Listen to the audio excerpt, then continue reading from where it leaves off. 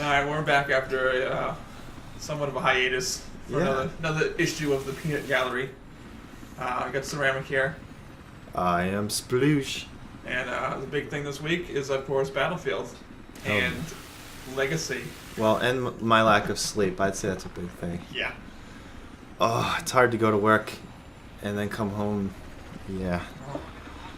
Anyway, before we start with things we want to talk about, I just want to blurt out a pro tip for everybody listening. For all those people out there who aspire to fly a helicopter or a jet plane, and you're wondering why it's so hard and you think this has got to be easier, and if you're thinking of closing this video in the next 5 minutes, please remember this one pro tip I'm giving you, which is to go into your configurations right now.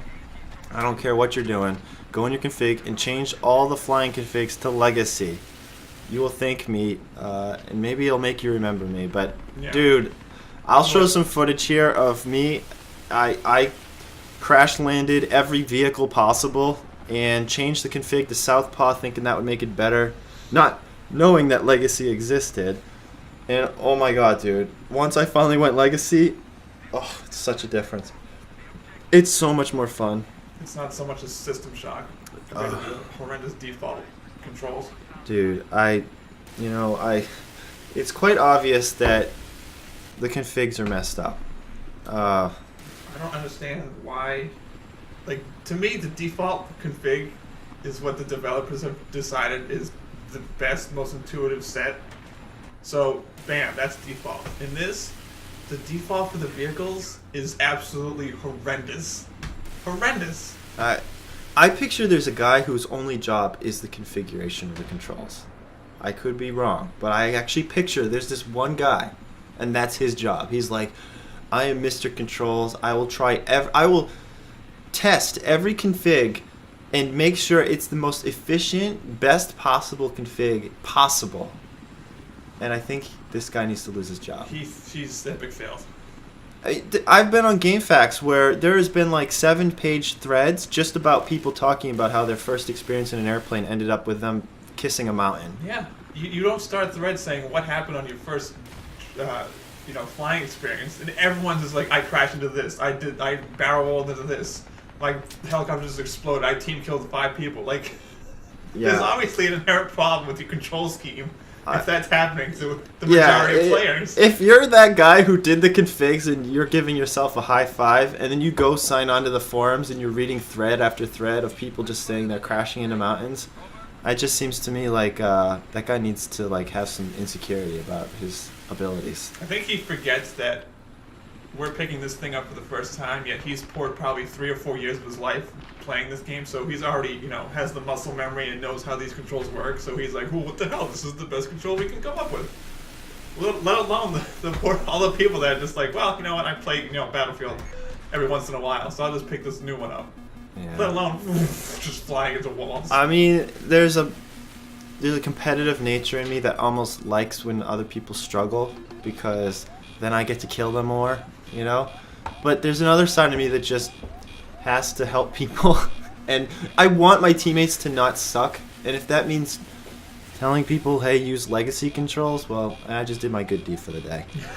Yeah. But we were not hyped for this game. Not at all.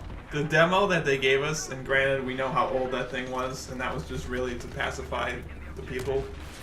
It really took the wind out of our sails, and the weeks leading up to Battlefield, we were all moping, kind of. Moping and just looking forward to Modern Warfare. No, and let's just say this, because I know someone listening's like, yeah, whatever, COD fanboys.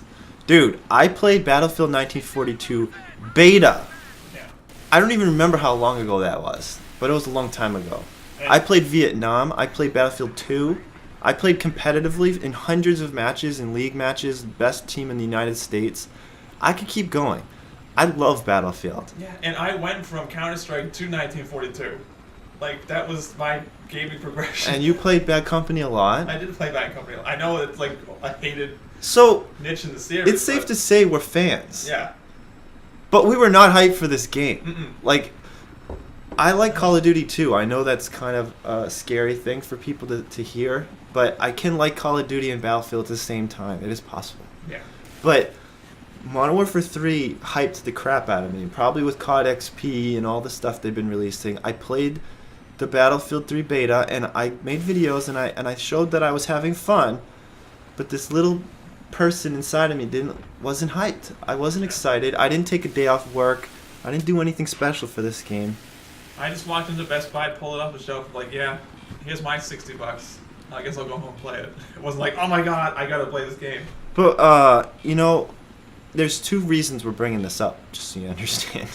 Number one, I can't stop playing this game now. Yeah. I'm loving every minute of it, and I'm so glad that all the bugs and stuff were, come on.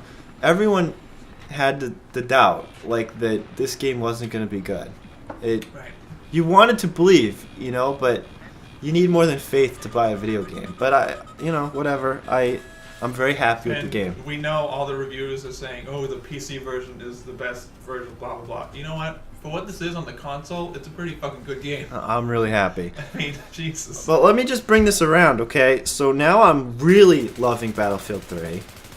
But it makes me think now, okay, I don't remember if I actually said this to you, but I think it was like, I'm kind of pissed Battlefield 3 is coming out so late, because I felt like I was going to give up on Battlefield 3 and go to Call of Duty. Yeah. I wanted Battlefield 3 to come out like a month ago, so I'd have more time. But now I have a completely different perspective. I'm kind of mad now that Modern Warfare 3 is coming out in 2 weeks. Yeah. I'm legitimately mad. I'm not just because I don't see a good ending to this, because either I'm going to love Modern Warfare 3 and then what am I going to do, because I'm going to love both of them at the same time, or I don't know. And let's just face it, Call of Duty is a monster. Yeah. You're not. It's gonna suck people away from this anyway. Yeah. Regardless. So there's gonna be less people playing this right out of the gate. I don't know. I mean, I have an obligation to make videos, and I love doing it, and I love playing Call of Duty games. I love playing this Battlefield game.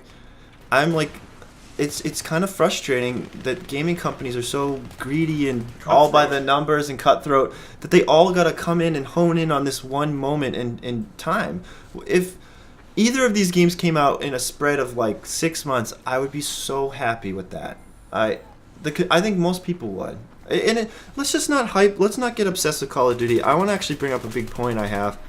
I consider myself a mild Gears of War fan, and I have not bought Gears of War 3. Oof. I was actually, you ever just sit up at night right before you fall asleep and you have these like deep thoughts, and I was thinking, if Battlefield 3 and Modern Warfare 3 never existed, like they weren't even going to be made, I would be probably playing Gears of War 3 right now, and which is funny to say considering I don't even own the game, never played it, and I think I would like it. Like, you see what I'm saying? Like, you know what? I would just be stuck grinding away at my perfect Shepherd in Mass Effect, just counting the days until Mass Effect 3 came out.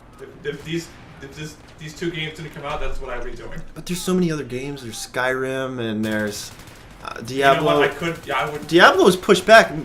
This is kind of a rumor, but I've heard from reliable sources that Diablo 3 was actually pushed back completely on purpose, because they didn't want to compete. And Blizzard's such a big company, they can afford to do that. And so, anyway, I'm not going to get all stuck on marketing and all that, but the bottom line is, it really sucks just the way companies do things. It really does. Yeah. We got one more final thing in this video. It'll be a part 2. But I just want to bring up servers real quick. It's pretty hard to play Battlefield 3 and not think about servers. My biggest gripe, you're probably thinking I'm going to say one thing. I'm tricking you right now. My biggest gripe is, where is Midwest? Yeah. I mean, we are East Coast, but we have friends on the West Coast that we want to play with. South, I guess, is our only option. It's kind of like you flip a coin and say, sorry, screw you, you're going to be on East tonight.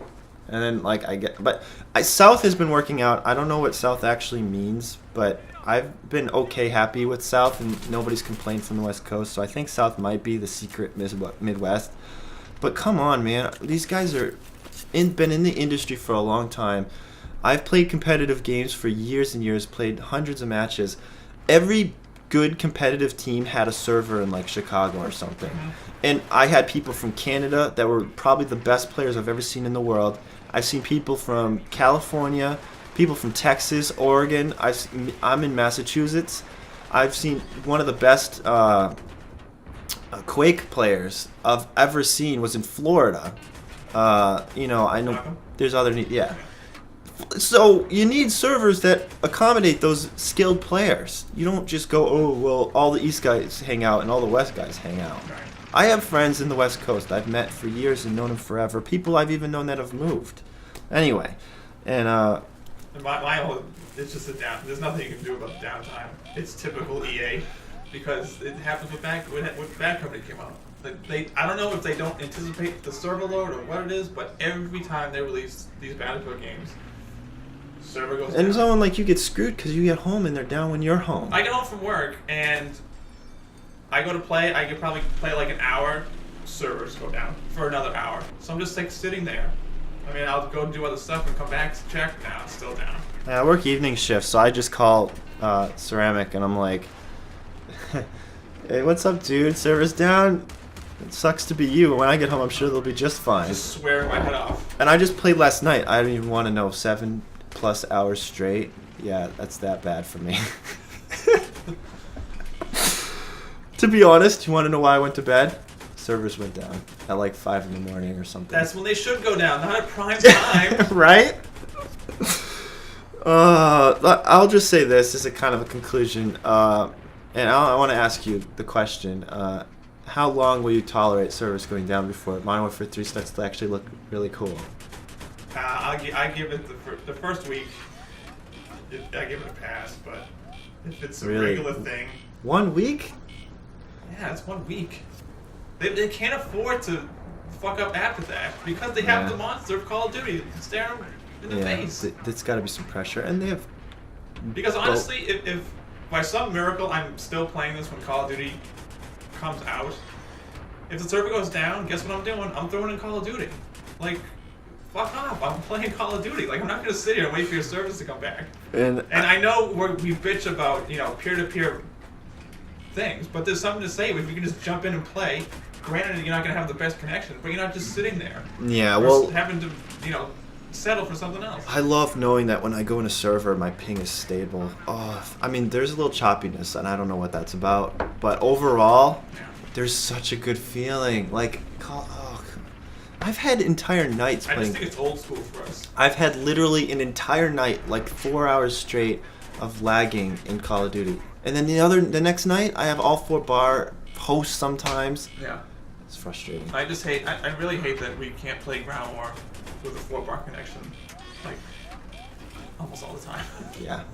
I mean, it's and here we are. We're pretty much playing bigger than Ground War every single game. Yeah. And never complaining. Exactly. Let's call it. Next video is coming up. Please stay tuned.